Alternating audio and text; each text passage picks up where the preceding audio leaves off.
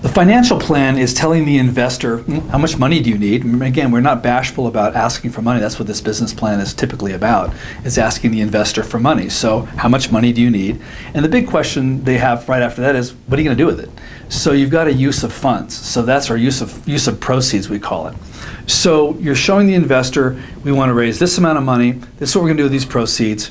Now, typically in businesses take investments in different tranches or different series. This could be a Series A investment. You're looking to raise maybe a round of friends and family round of $50,000. It could be a Series A round where you're raising several $1,000,000. You could be doing a Reg D 504 private placement where you've put together basically a retail offering saying we're going to sell 1,000,000 shares for $1 a piece, and this is how we're going to do it. But then later on, we're thinking about having a B round. So a year from now, we're going to offer another investment for another $3.5 million, let's say. So investors at least get a sense of what are they buying into, how many shares they're going to get from this deal, and if there's going to be a follow-on investment, that there's a possibility for future dilution of their shares. So some of the things they're going to think about is, well, how much this business am I really going to get? How much money do I need to keep handy to buy into this next round to keep my percentage of the business?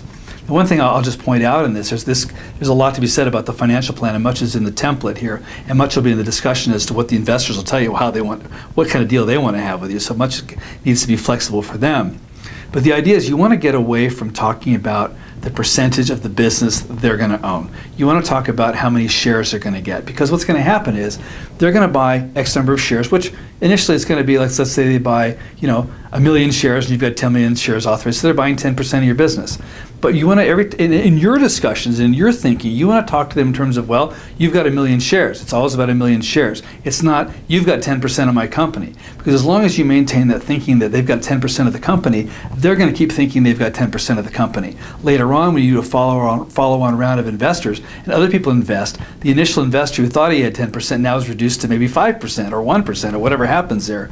And they're going to be disappointed in thinking that, well, what happened to my 10%?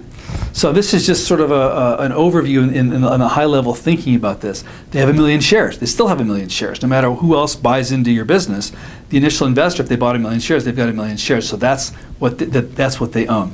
So the next thing, of course, is use of proceeds. And you want to list, this is exactly what we're going to do with the money. So in the narrative part of the business plan, we talk about the financial plan, you'll list, and we just prioritize maybe the top 10 things you're going to do with the use of proceeds.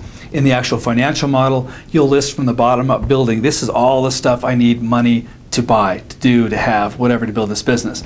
That will automatically summarize to a use of proceeds. Now the way we do it is we show you don't need all the money all at once. So in month 1, this is how much money you need, month 2, month 3, month 4. So in a way what you're saying is, I'm going to spend this money over the next 6 to 9 months to a year, and you can look at this and say, to be in business and for the next 6 months or 9 months, I'm actually going to need all this amount of money, which is going to be how it's going to be spent monthly, added up at 6 or 9 or 12 months or 18 months or 24 months. And so you can think of it that way. The model helps you triangulate to see what's going to be the best way for you and how much money you're actually going to need. So you can start out by figuring out what are your capital requirements, and then show your use of proceeds, and then from there you can reverse engineer and write in and make your list of exactly what the money is going to be spent for, and or arrive at the amount of money that you're going to need for this business, because you may not know off the top until you figure out by making your shopping list of your capital requirements. So if this makes sense, you'll see in the template how this all plays out.